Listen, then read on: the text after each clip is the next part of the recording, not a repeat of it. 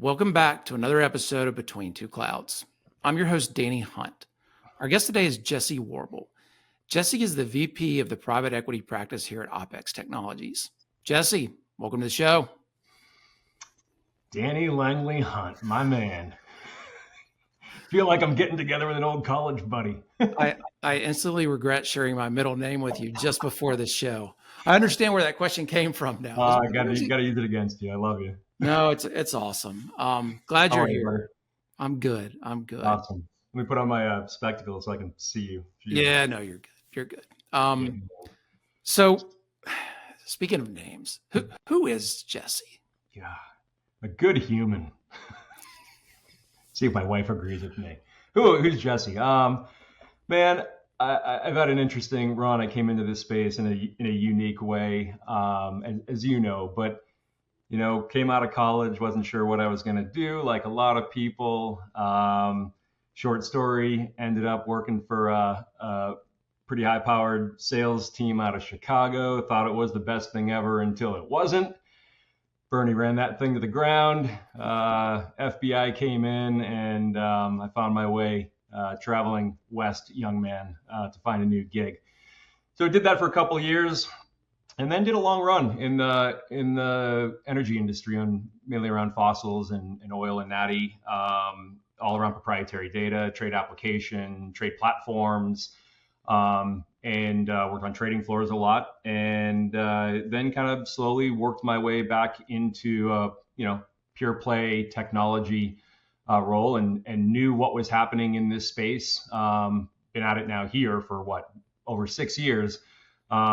But kind of saw the light early on and had people around me that, have been in, leadership roles in technology companies and just seemed like the right move at the right time. And man, no regrets. Love being able to drive value in such an unbiased way, helping clients every day. Yeah, I think your path to get here is pretty much the traditional path that one would take into being a technology advisor. Yeah, some people kind of grew up in it the whole time. I bounced around a little bit, but hey, life is a collection of experiences. That it is. Speaking of, we recently announced the formalization of our private equity practice here at Opex Technologies. And, private equity space, it's nothing new to us, to our group, especially to you. Tell me about the journey. It's been a journey.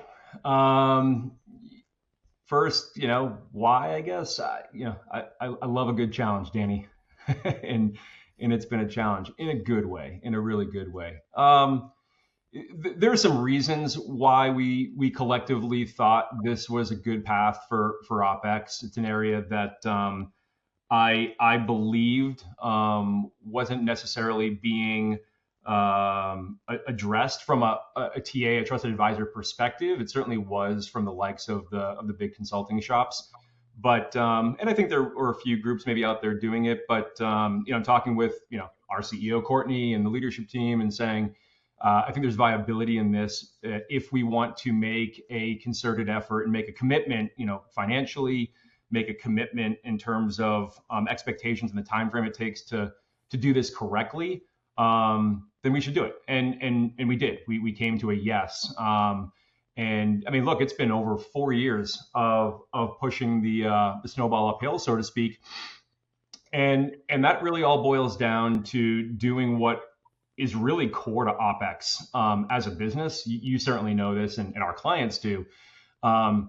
It's all like what I would say PCP, right? I'm not going to sound like Marcus Lemonis here, and I'm not talking about your college days either there, Danny, but we don't bring those up on this forum. We don't bring it's people, it's culture, and it's our process, right? That's really how I would define it.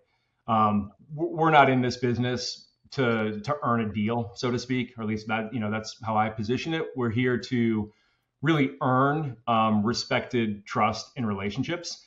And from that, business flourishes, right? And so that's the journey is, putting yourself out there, building your brand, slowly executing and improving your value in small increments and building that over time. And that has been a success. I mean, I'm proud to say it. It's not just me, it's the entire organization and team of people I work closely with to make it a success.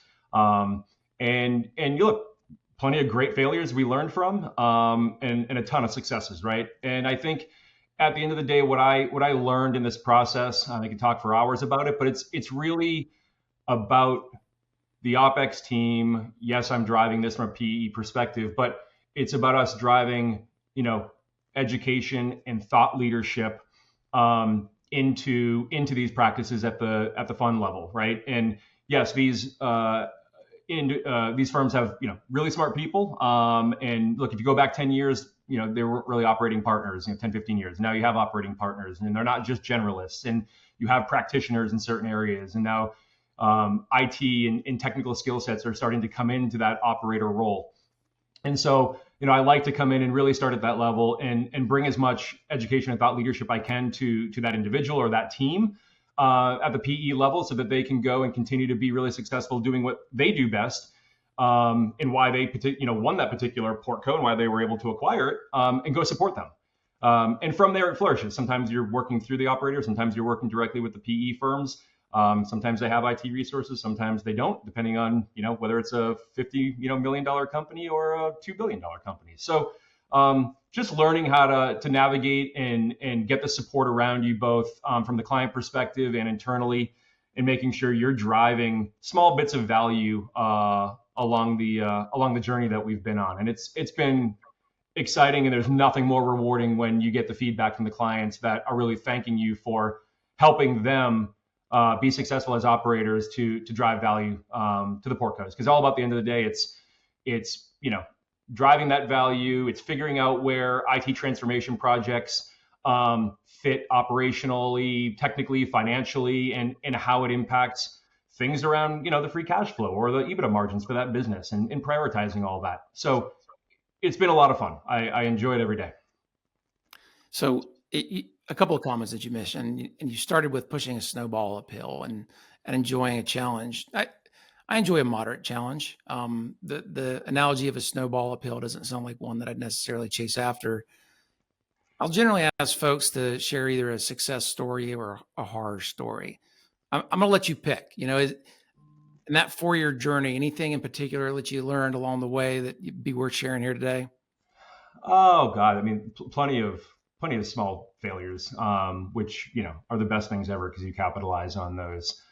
I'm not going to sit here and go through a whole project, but what I can say, there are a couple where when there's nothing better than coming in, being able to have a really frank meeting with an operator inclusive of whoever the appropriate individuals are at the portco level, and getting a pretty tough pushback on trying to really accept the value. I mean, I tell people all the time, simplicity is not the easiest thing to convey, and the business model is not complex, but it's not the easiest to just kind of put out there in a couple of sentences either. And so we can talk about it till we're blue in the face, but proving ourselves on one small project is what kind of makes the sun shine. So to that point, what I would say is it's those meetings where you get the pushback, the hesitation. I'm not sure if I trust you. I don't really know you yet. And sometimes it's 2 years from that conversation until we get a green light or we get the chance. And going from that, I'm not really sure, we're going to give you a shot, I'm hesitant to do it, to then driving operational value and bringing in cost savings that range from, if we're talking, let's just say network as an example, lots of not the sexy stuff, right? But I mean, network as a service coming in and driving 28 to 64% cost savings in multi-location, businesses that are acquired. I mean, and then getting those bits of feedback, like I mentioned, like you did it, you proved yourself, good on you. I think that's the best success you can have. I can boldly say, honestly, I mean, it's not often where, almost never, that it doesn't happen that way. And I'm sure it will at some point. Everyone thinks they're ready to go until they get a punch in the face, as Tyson clearly has said many times. But, I mean, that's the biggest reward, hands down. And then you take that, you capitalize it, and you bring them in to show our culture, our people, the really unique events that we do. whether that's, in Montana or, out fishing for trophy red drum or things like that. And then people get to really see you as a human and what you bring to the table. And that's what it's about, right? It's about driving value, making friendships, getting people to understand who you are, how authentic you are, and yes, helping them be successful in business. Yeah, I mean, I think what you just shared there, it's the foundational model here, really across all the verticals that we serve, and again, private equity. Kudos to you. I think what you've been working on over there, you've done an amazing job, and it's good to see that the approach that we take generally with all of our customers works well in that space too. 100%. So yeah. And Jesse, I know you're not one of many words, so we won't keep you here a lot longer. Before we sign off for the day, anything else you want to share, or anything around the recent formalization you think would be worth noting before we hop off? Maybe not so much around the practice itself, right? It's been a journey. It's can kind of hit the table and say I'm pretty fired up that it's been as successful as it's been, and we're just getting started.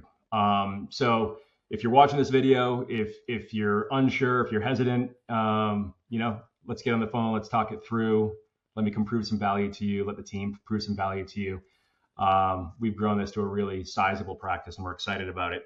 But overall, I'd just say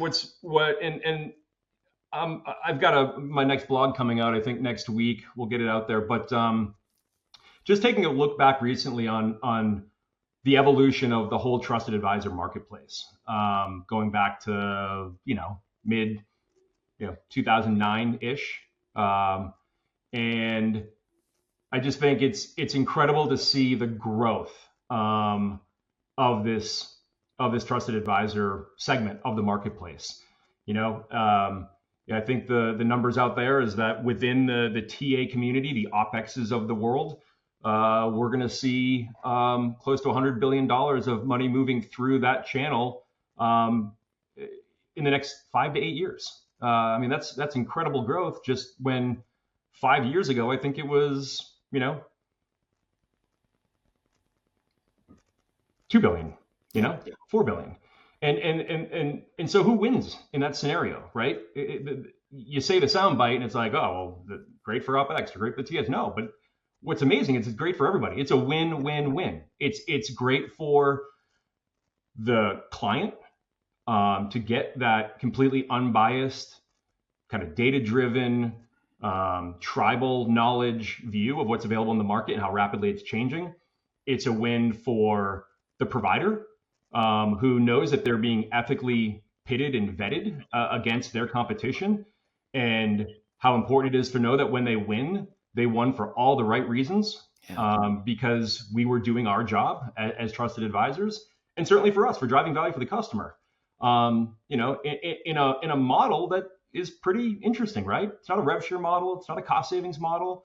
And so it's doesn't have an impact financially to the client. And that's one of those things that just takes a little time for people to wrap their arms around and understand the business model. But it's just exciting to see the provider landscape moving so drastically from the direct model into the trusted advisor model. Companies going from, I was 100% direct, I've only got 30% direct now. I'm 70% channel. Or I went from 0 to 100 in 3 years. Or, hey, we're a technology company and we're not developing a marketing sales program because we're using the channel for that. We're using Opex for that. It's an incredible milestone that the TA community has hit, led by great TSDs that are out there. And I think we're still in the early stages of where this is going to go. And I can talk a lot about it. I'm going to speak to a little bit in my blog next week. But I think that's what's just invigorating. And I feel unbelievably fortunate to be part of a team like Opex and the things that we're doing for our clients, and in a market segment that is seeing rapid growth in a win-win-win situation. And couldn't be happier and feel lucky to be here working with you, Danny, and Courtney and the entire team underneath them. It's awesome.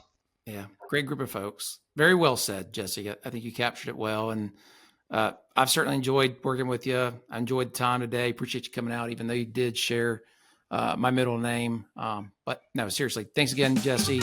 Excited about this. Excited about what we're doing. Love you, buddy. Thank you. All right. Appreciate it. See you soon. Signing off.